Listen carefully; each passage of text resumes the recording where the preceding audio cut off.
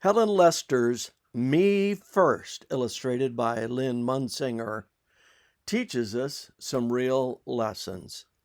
Being first isn't always best, as Pinkerton Pig found out. He always wanted to be first. He wanted to be first on the bus, first on the slide, first for a sandwich, first for, well, first for everything. In fact, sometimes it's better to let others go first. So the lesson is taught.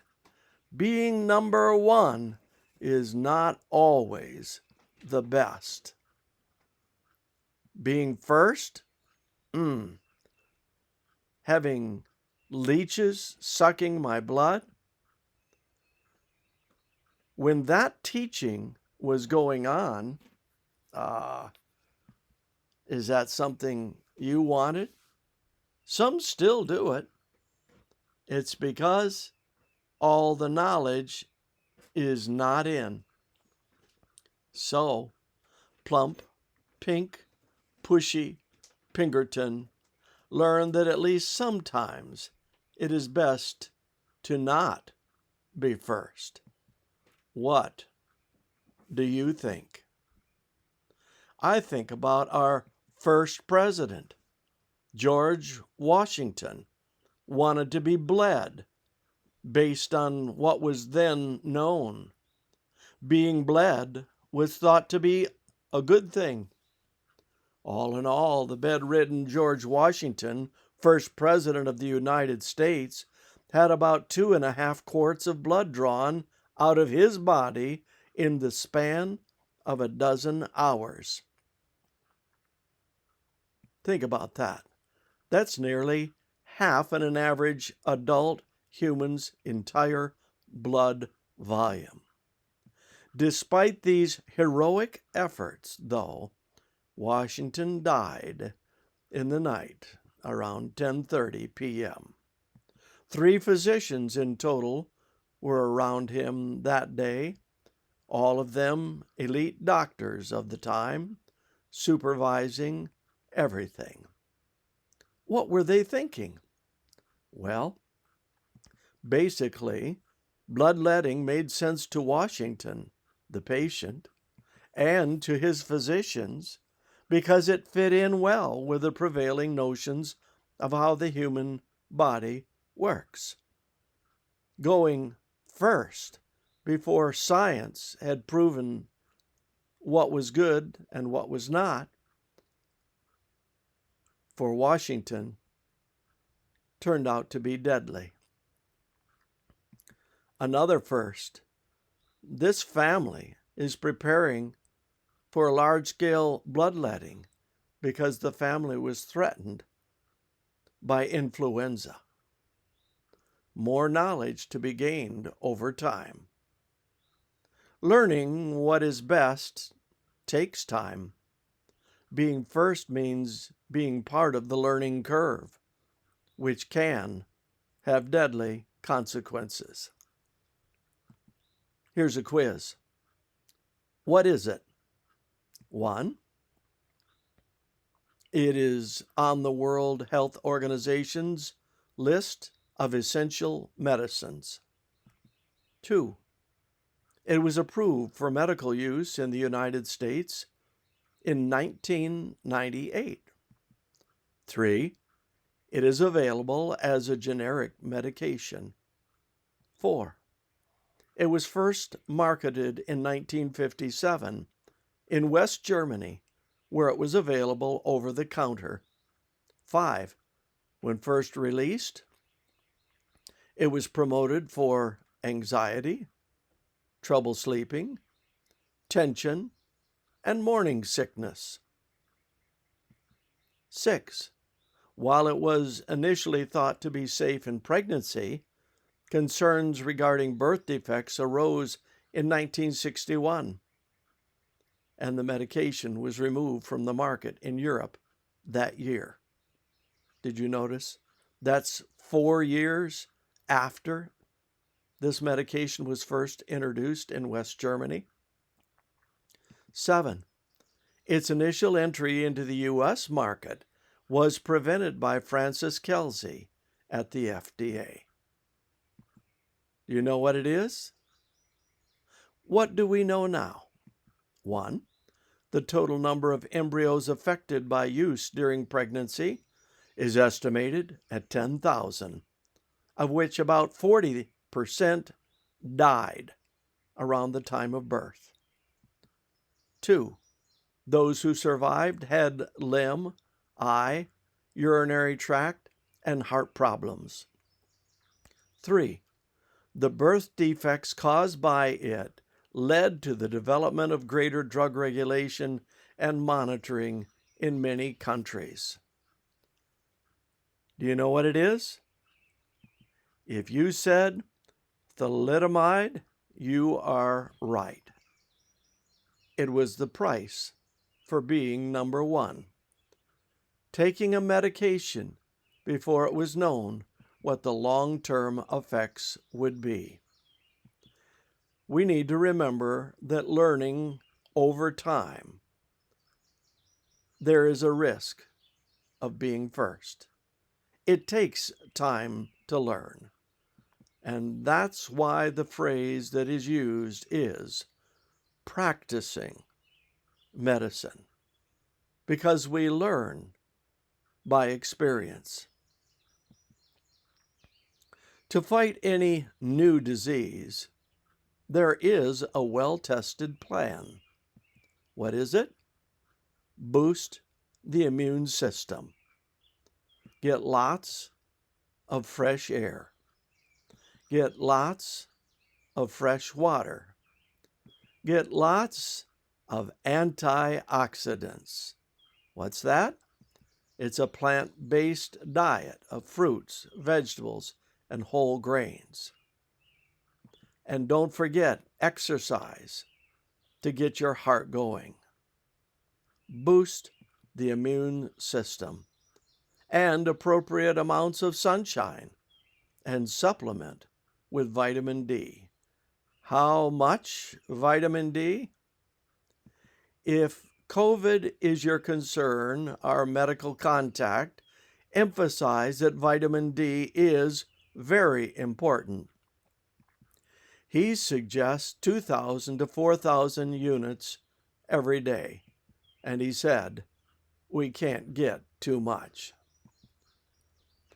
He said that he had several seemingly very healthy patients who got COVID and either had it bad or died. It turned out that every one of them was low on vitamin D. He said he cannot prove that vitamin D is that important because no research has been done, but he can list his patients, and he believes that is why they got it so bad. We don't know enough, and that is the bottom line. We just don't know enough. Do you want the injections? Go ahead, get it. What will be the long-term results? Well, who knows? We just don't know enough.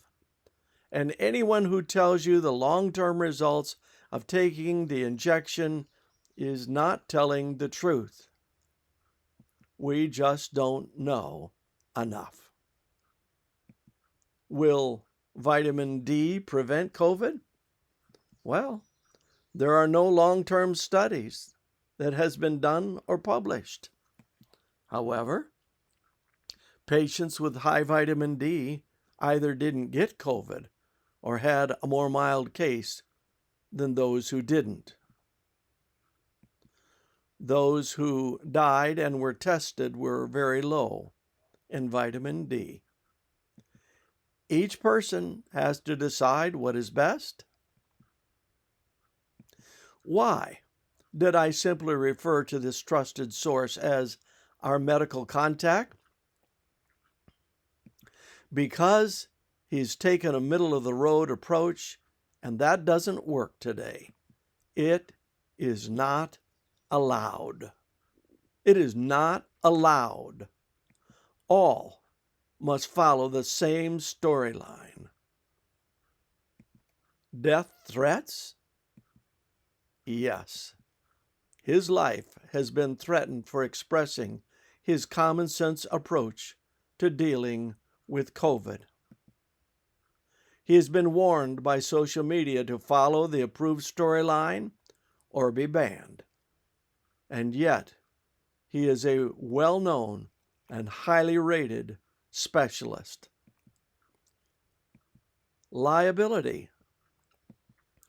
To incentivize them to get a vaccine produced, pharmaceutical companies were promised liability protection. What does that mean? It means they cannot be sued no matter what damage is caused. So, who's taking the risk, if not the pharmaceutical companies? Number one, me first, whoever takes the injection. And why is there risk for getting injected? Because no one knows the long-term effects of the injection. There have been no long-term studies. The COVID virus can and has caused deaths in people with compromised immune systems and low in vitamin D, I might add. Well, what is the survival rate from COVID-19? About 99%. Yes, people die from it, but the majority who contract COVID survive it. And remember, it always makes sense to boost the immune system, regardless of what else you choose to do. So let me just say, beware. Beware of extreme positions on either side. Beware of those who say the injections are absolutely safe. How can they know when no long-term science has demonstrated it? That's why the CDC is putting out warnings. Be alert, be aware of the problems that have and are being caused. Beware of those who claim that the injection will cause long-term awful effects. How can they know when no long-term science has demonstrated it? So what's driving all of this? Remember, there's money in clicks. It doesn't matter if it is truth or not. Clicks are what counts if getting paid is the goal. Extreme views get clicks. And can we say extreme views get extreme clicks? There's money to be made in extreme positions. Another point. Don't allow shaming or the cancel culture to intimidate you, to shame you into doing one thing or another, to shame you to take the injection if you think it is best. To shame you? No. Don't take the injection if you think it is not good. After all, this is your life. What about shedding? No. Not that kind of shedding. Shedding of a virus lasts 2 or 3 days. I asked the specialist that I was talking with, how do we know shedding lasts only 2 to 3 days? 5,000 studies over the last 40 years shows that, the doctor said. So, yes, someone who has had the vaccination can shed for 2 to 3 days. If you maintain a social distance, you should be just fine. And if you have a boosted immune system. In the end, each person has to decide what is best for them.